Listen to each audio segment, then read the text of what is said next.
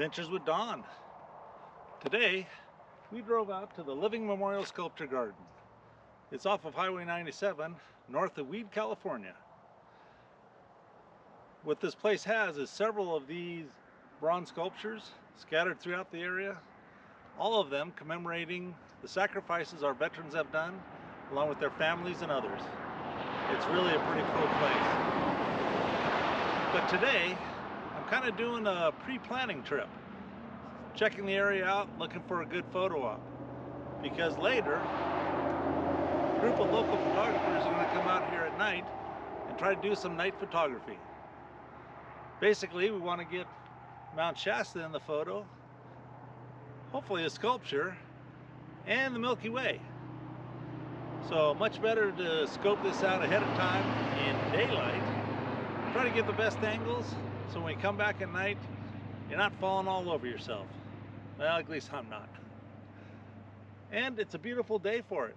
It's 80 degrees out, it's nice, there's some clouds, hopefully they'll go away. But what better time to showcase a brand new summer hat? That's right, the other one kind of has a little worse for wear, so I got a brand new one for this summer. So what better time to debut it than right now? So let's go check things out. Let's look around, try to find a good composition, and plan for the night photo that hopefully is coming, again, as long as it stays clear.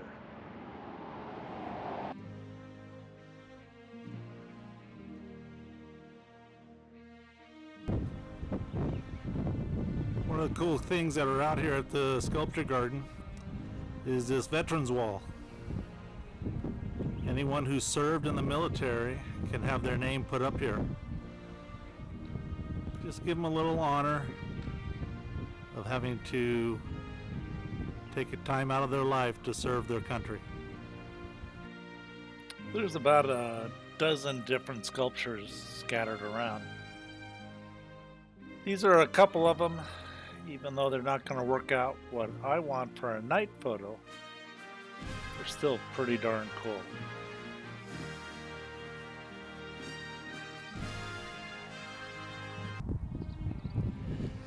So here's a composition that I'm thinking very favorably of.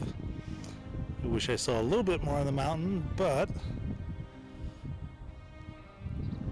throw in some Milky Way and it should be very nice. Don't know if this will show up, but that shows the galactic core right over the mountain. I thought I'd put up my drone and give you a bird's eye view of part of the area that we're looking to photograph. Like that one there is the nurses, which is the focus of one of my photos.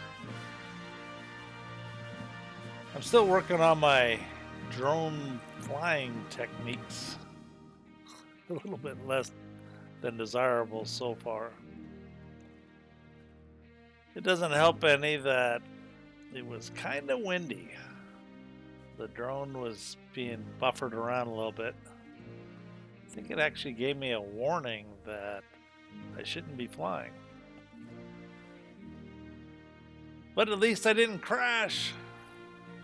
Well, even if I would have, I know my wife would have understood and bought me a new one?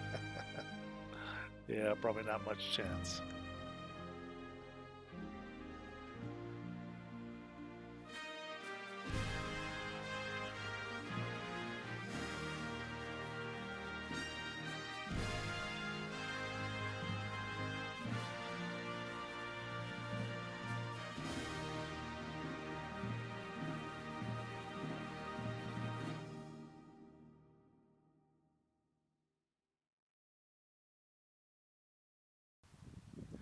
Well, we've done our scouting mission.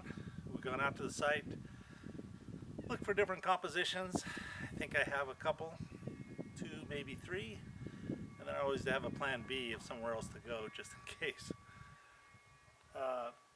While there, I took some test photos. I think that's always a good idea. Wrote down some notes to make sure I can go back to the same spot. Because at night it's dark. A whole different perspective of where was I anyway. So we're ready to go. Well, we're not ready to go. I thought I'd give an idea of what kind of stuff I take with me. So first of all, I have a sweatshirt and a jacket. Gets a little chilly at night, and if you saw in my scouting video, this area has a tendency to blow some wind also. So low temperatures with wind, it can be cold. I hope it won't be, but always plan for it. Gaffer's tape. I always have this in my bag, especially for night photography. Getting the right focus is sometimes a challenge, especially at night. There's different tricks for doing it, but once I get it in focus, I then like to tape my focus ring so I don't accidentally move it, and now I'm out of focus and maybe I don't realize it till it's too late. So I use gaffer's tape, keep that in my bag. Lights, plenty of lights.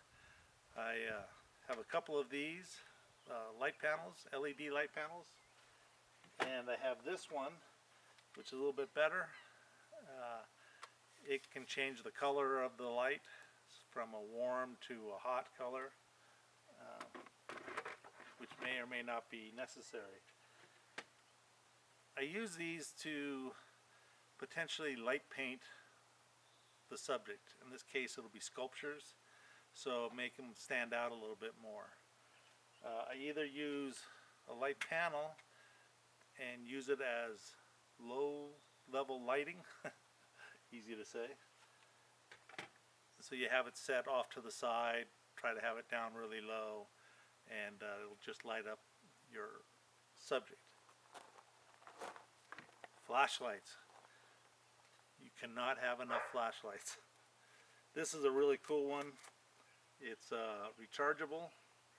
It has like 5 different power settings. Really cool light. I also bring a headlamp when I'm trying to walk to the site, provided there's nobody around also taking photos, because I don't want to ruin their photos with my light. But if I put on a headlamp, then it leaves both hands free, as opposed to carrying a flashlight and taking up one hand.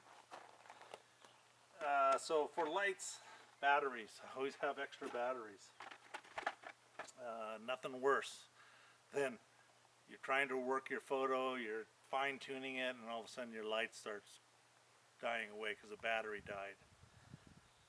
Both of these take rechargeable batteries, but it'll also take the rechargeable battery. So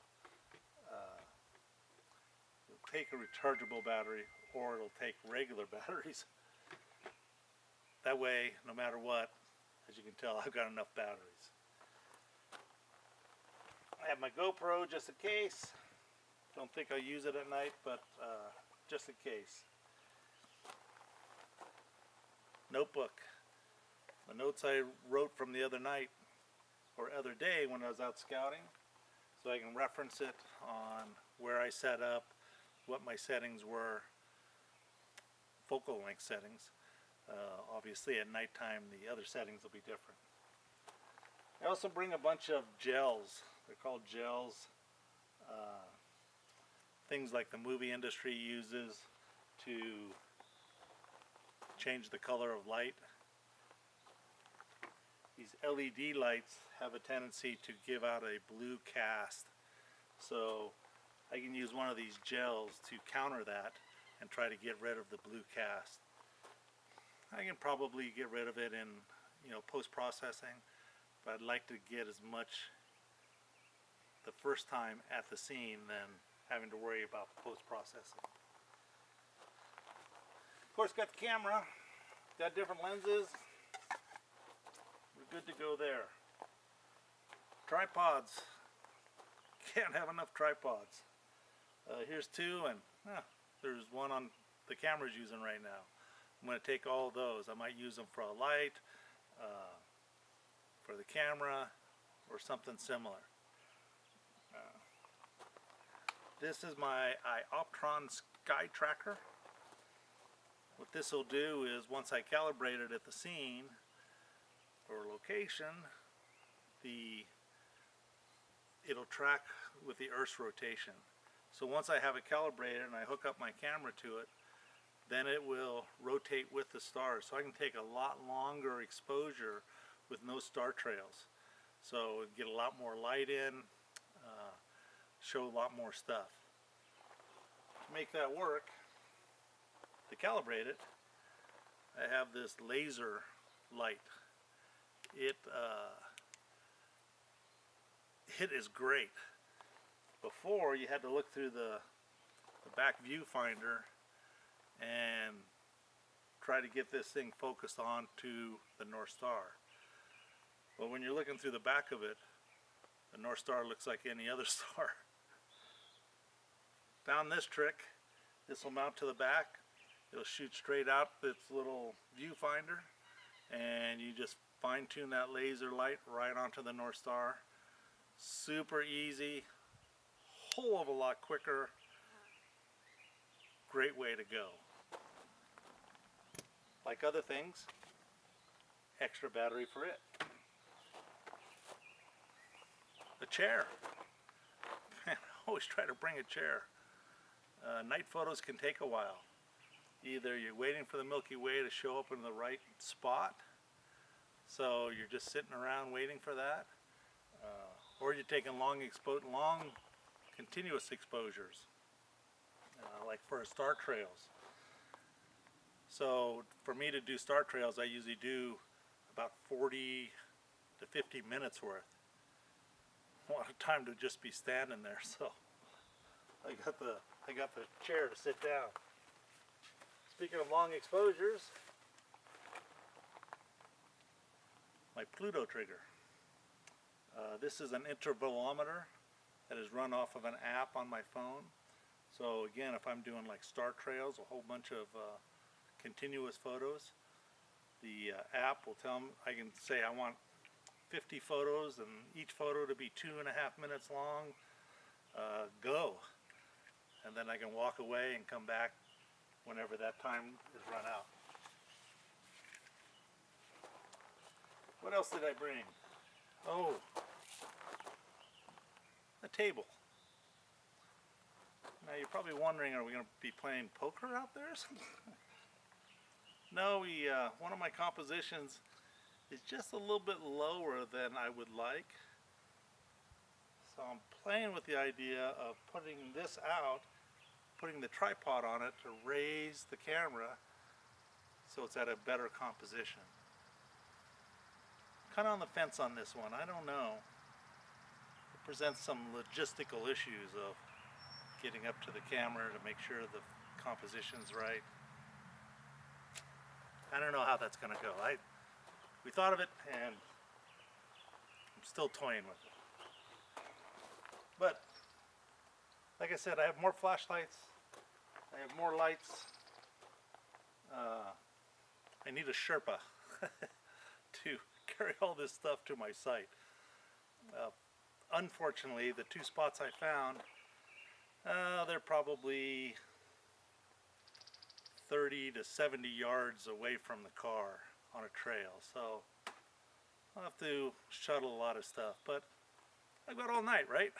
So there it is. Just got to get it all loaded up, wait for the sun to go down, and it's night photo time. So I thought I'd show you the setup for one of the photos, even though you can't see the mountain or the sky with this camera because it's dark. But the camera's all set up, ready to go, and even set up the star tracker for later, which I didn't use. And here are the results of the night's activity, at least some of them. I had a lot of fun playing with different options and compositions, and of course the Milky Way was nice and bright. Really enjoyed doing this. It was fun. There's a lot more sculptures out there, but there's only so much darkness. Last one's my favorite. I hope you like it too. Thanks for watching.